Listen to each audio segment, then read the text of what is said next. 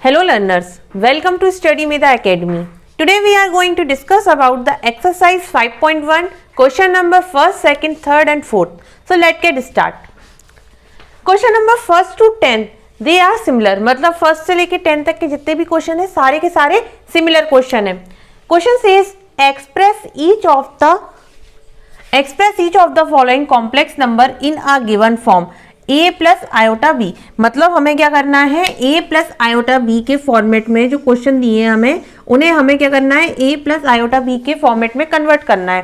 ठीक, अब जैसे कि आप यहाँ क्वेश्चन दिख रहे हैं, ये सारे क्वेश्चन जो देख रहे हैं इसमें आयोटा है, तो मतलब एक रियल नंबर और एक इमेजिनरी नंबर, इसका हमें कॉम्बिनेशन बनाने हैं. अब फर्स्ट से लेकर 10 तक के जो क्वेश्चंस आएंगे उन सभी में.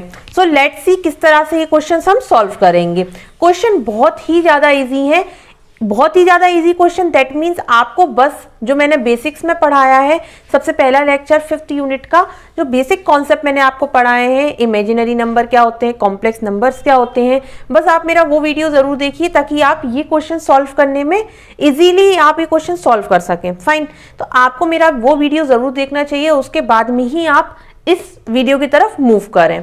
ठीक, तो मैंने आपको बेसिक जो बताया था मैं उसको थोड़ा सा रिकॉल कर देती हूँ ताकि आप ये एक्सरसाइज सॉल्व करने में ये एक्सरसाइज इजीली सॉल्व कर सकें.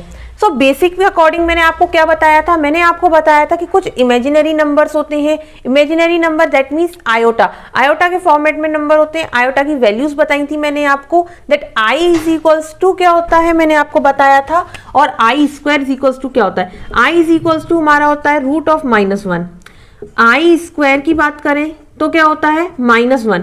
ये दो मैंने आपको क्या बोला था, याद करने के लिए बोला था, और ये दोनों हमें इसकी वैल्यूज को याद रखना है. ठीक, आई की वैल्यू, आई स्क्वायर की वैल्यू, ये क्वेश्चन सॉल्व करने में बहुत यूजफुल रहने वाली है. ठीक, ये दोनों मैंने आपको बताया था. साथ ही साथ में मैंने बताया था कॉम्प्लेक्स नंबर क्या होता है. कॉम्प्लेक्स नंबर जो होता है वो कॉम्बिनेशन होता है रियल नंबर का. रियल नंबर हमें पता ही है, natural number, whole number, prime number, decimals, composite number, all these are the real number. So real number plus imaginary number, इनका कॉम्बिनेशन जो होता है वो क्या होता है, कॉम्प्लेक्स नंबर होता है. तो मैंने आपको बताया था कॉम्प्लेक्स नंबर जो है वो Z से डिनोट करते हैं. Z is equals to real number, any real number और इमेजिनरी नंबर. ये दो आपको मैंने बताया था, ये आपको लर्न करना है. ओके, ये दो चीजें मैंने आपको बताई थी. साथ ही साथ मैंने आपको बताया था कि भाई कॉम्प्लेक्स नंबर का एडिशन किस तरह से करेंगे, सब्ट्रैक्शन किस तरह से करेंगे और मल्टीप्लिकेशन किस तरह से करेंगे. तो वही सब इस एक्सरसाइज में हमें फॉलो करना है. किस तरह से एडिशन करना है, किस तरह से सब्ट्रैक्शन करना है, किस तरह से आयोटास की वैल्यूज निकालनी है, किस तरह से हमें जो आपको क्वेश्चन दिया है उसे हमें किस तरह से इस फॉर्मेट में कन्वर्ट करना है. ठीक, तो लेट स्टार्ट कि किस तरह से इसे हम सॉल्व करेंगे. सबसे पहला जो पार्ट दिया हुआ है आपको, फर्स्ट वन जो दिया हुआ है क्वेश्चन, यहाँ दिया हुआ है 5 आयोटा मल्टीप्लाई 3/5 आयोटा, ये हमें दिया हुआ है. अब हमें क्या करना है, इस फॉर्मेट में लेके आना है इसको, बट ये क्या यहाँ पर मल्टीप्लिकेशन के फॉर्मेट में है. तो अब इसको हम किस तरह से करेंगे, इसे आपको सिंपल मल्टीप्लाई करना है जैसा आप करते हैं. देखिए बहुत सिंपल क्वेश्चन है, कुछ भी नहीं है क्वेश्चंस में. 3/5 आयोटा. ठीक, इस तरह से हम लिख लेंगे पहले तो. ठीक, अब उसके बाद में i और i इनको एक साइड ले जाएंगे, और जो रियल पार्ट है मतलब 5 और 3/5 इन्हें एक साइड ले जाएंगे, मतलब इमेजिनरी और रियल पार्ट को अलग अलग कर देंगे. 5 मल्टीप्लाई 3/5 और i मल्टीप्लाई i. ये देखिए, तो यहाँ क्या हुआ हमें देखने के लिए मिला कि रियल पार्ट जो है वो मैंने एक साइड किया और इमेजिनरी पार्ट जो है वो मैंने एक साइड कर दिया. ठीक, तो ये यहाँ पर दो हमारे पास कंक्लूजन आ गए. अब इससे हम क्या करेंगे, इस क्वेश्चन को और फर्दर सॉल्व कर देंगे जिससे कि ये इस फॉर्मेट में आ जाएगा. मल्टीप्लाई करेंगे, 5 से 5 कैंसिल हो जाएगा, 3 बचेगा यहाँ पर मेरे पास. 3 multiply I into I that means I square. तो 3 मल्टीप्लाई आई स्क्वायर. अब देखिए 3 मल्टीप्लाई आई स्क्वायर की वैल्यू हमें पता है -1 होती है, तो यहाँ पर 3 मल्टीप्लाई -1, तो ये कितना हो जाएगा -3. -3 ये रियल पार्ट आ गया मेरे पास, बट मेरे पास अब इमेजिनरी पार्ट नहीं है, तो मैं क्या कर दूंगी, 3 प्लस 0 आयोटा. ये क्या हो गया, -3 दैट मीन्स रियल पार्ट आ गया, प्लस प्लस यहाँ पर लगा हुआ है, मैंने यहाँ प्लस लगा दिया।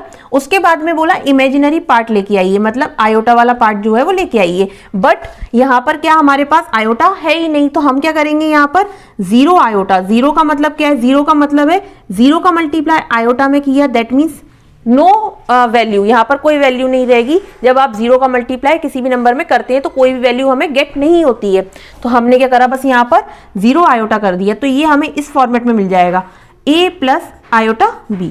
तो ये लीजिए क्वेश्चन हो गया सॉल्व और इसी फॉर्म में आ गया।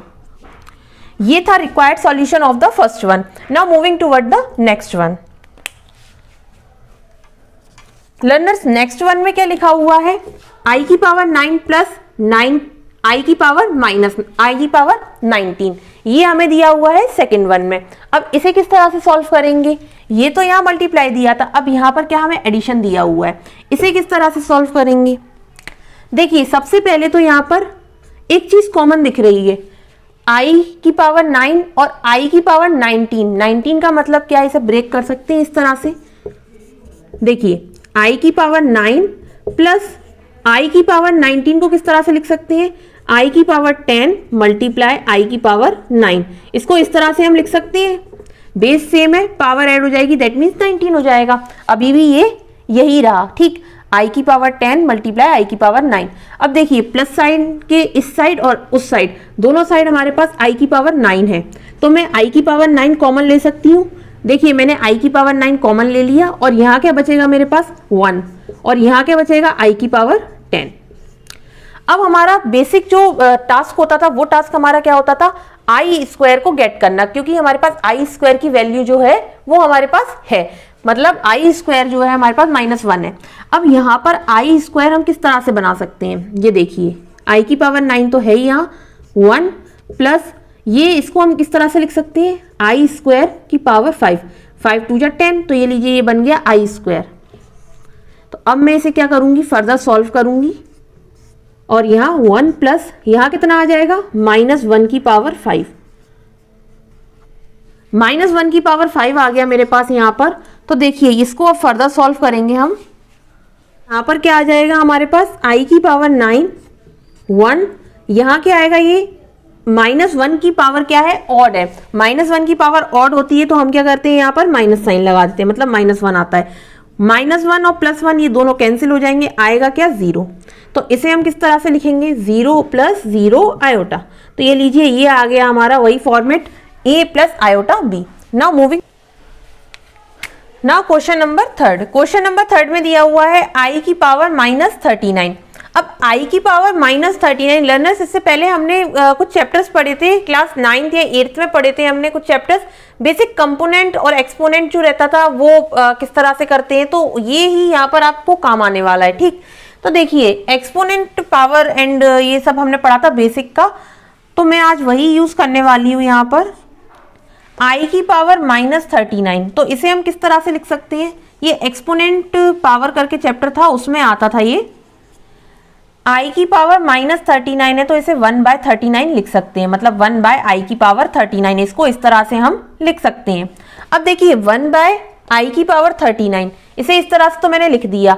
अब यहाँ पर अगर मैं i का मल्टीप्लाई और डिवाइड करूँ तो देखिए क्या होता है, ऑन मल्टीप्लाई